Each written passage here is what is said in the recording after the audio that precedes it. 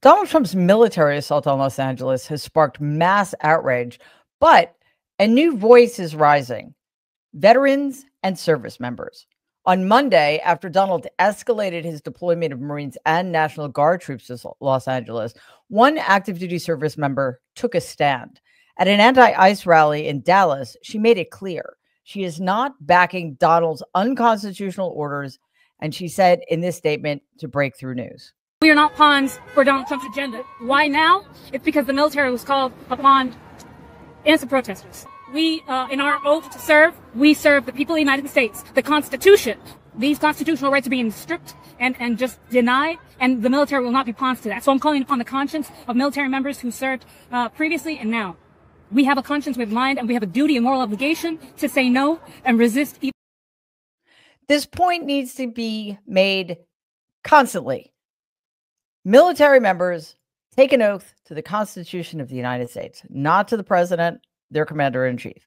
Also, even though Donald, of course, blindly expected service members to do whatever he told them to do, they understand in a way he does not that they are not allowed to follow illegal orders.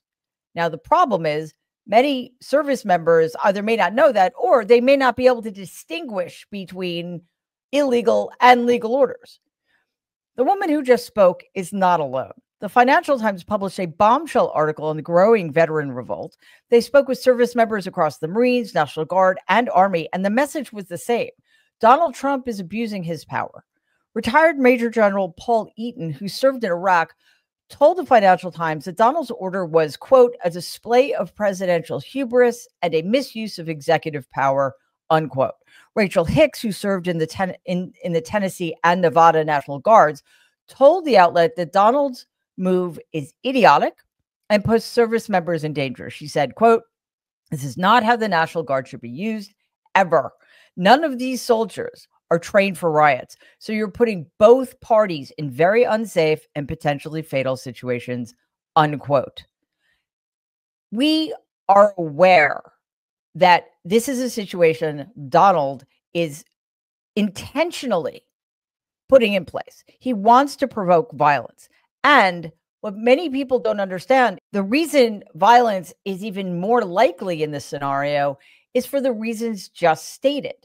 Military are trained to contain violence. They are trained to commit violence against our enemies, not against us. But if you put them in the middle of a peaceful protest, they only know one way to respond here. So that is going to get a lot of people hurt unless we contain this as soon as possible. Retired Major General Randy Manner has appeared on Fox and other outlets in order to sound the alarm. Here he is on MSNBC breaking down just how dangerous, unprecedented, and hypocritical Donald's actions have been. There's two key issues at stake here. One is the freedom of speech, which is being impeded and it's being stomped on right now. The second one is, it's kind of interesting why this particular federal government is actually stomping all over states' rights whenever they espouse that local authorities should have the ability to take care of their citizens as they see best. So this is a very, very dangerous and contentious situation. It is totally an inappropriate use of the National Guard, particularly where the governor asked for no help. We would never have imagined ever doing this in this situation to impede free speech, to impede what, quite frankly, for the majority of the people, has been peaceful demonstrations. Retired U.S. Marine Corps Lieutenant General Walter Gaskin said on the All Things Considered radio show that deploying troops is a gross misuse of talent and a dangerous one. Here's part of his conversation with host Mary Louise Kelly. I did want to ask about the troop numbers that are in play here. We're looking at 4,000 National Guard, 700 Marines for a situation that California and LA officials say local law enforcement can handle. Is that overkill? Well, it is extreme overkill. For example, if you look at the size of the police force there in Los Angeles, plus the sheriff department, plus the National Guard, for what was originally about 400 disturbance, and you will always. I have never seen a environment where you didn't have agitators, and so if the de-escalation has not happened, it won't until there are casualties, and we've got too many examples of that type of thing in our history just by using National Guard and the police force. The frustration is not limited to the military. Even the Los Angeles Police Department has issues with Donald. Police Chief Jim McDonald released a statement Monday saying that the LAPD had not been notified that the Marines would be coming to LA. It said that the LAPD could handle the protest itself and that, quote, the possible arrival of federal military forces in Los Angeles, absent clear coordination, presents a significant logistical and operational challenge for those of us charged with safeguarding the city, unquote. So not only is Donald overstepping on what is considered, for the most part, to be very peaceful protests, but he's actively impeding the local law enforcement's ability to do its job. A growing number of allies are also speaking out against Donald's illegal deployment of troops in Los Angeles. But before we go on, just remember that we here at Mary Trump Media are not corporate media. We don't bend the knee. We are not now, and we never will be for sale. We expose the lies that the Trump regime wants to keep buried. Independent media survives because of you. So please like and share our videos. And if you support our mission, subscribe to our channel. It turns out that some of Donald's allies aren't happy about his militaristic overstepping either. Senator Susan Collins has come out as the first prominent Republican to push back on Donald's military agenda. She told reporters at the Capitol that she wholly disagreed with sending Marines to deal with protesters. And now, Republicans and members of the military alike are rebuking Donald for his military parade, especially in the wake of the Marines having been deployed to LA. As it turns out, the juxtaposition of a massive military parade with tanks and armed troops against the backdrop of Marines and National Guard deployed to the streets of Los Angeles has military officials and experts worried. Several current and former military officials believe that the military parade and other festivities on Saturday could make it appear as if the military is celebrating a crackdown on Americans. Max Rose, a former congressman and an Army veteran, told the New York Times, quote, they're deploying the National Guard in direct contradiction to what state and local authorities requested.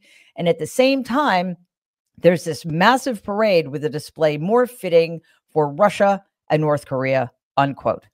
Veterans across the country are rebuking the idea of this parade. The Army recently asked the Vietnam Veterans of America chapter in Northern Virginia if it would provide 25 veterans to review and advise the parade.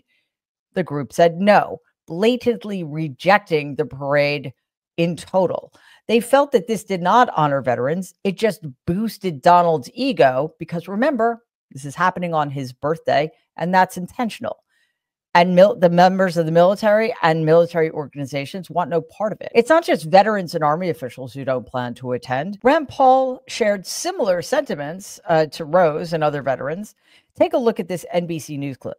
Your thoughts on the parade that's going to take place? Some Democrats are saying it's a waste of money. Yeah. Never been a big fan of goose-stepping soldiers in big tanks and missiles rolling down the street. So if you ask me, I wouldn't have done it.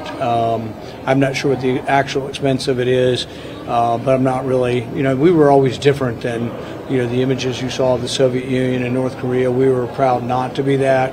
And I'm not proposing that that's the image people want to project, but I'm worried about the image, that it isn't necessarily the best image to show.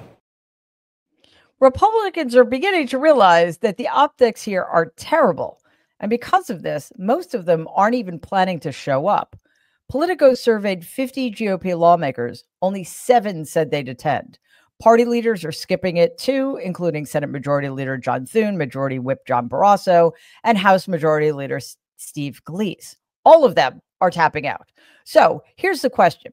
If the military isn't on board and the Republicans aren't, who's this parade actually for? Well, I think we know. As I said earlier, the parade is happening on Donald's birthday. And he's talked about wanting to do this since his first administration. He knows that he is struggling in many ways. He's taking a hit on the economy. He's taking a hit on immigration. And now he's taking a hit because Americans are beginning to realize just what a power-hungry, anti-constitutional, un-American person we have serving in the Oval Office right now. This is about bolstering his very fragile ego and covering that up by conflating it with the 250th anniversary of the Army. Now, if you are a member of the military and do not want to engage in unconstitutional actions, please call the GI hotline. And to the peaceful protesters in Los Angeles, thank you for showing up and standing strong. And please stay safe.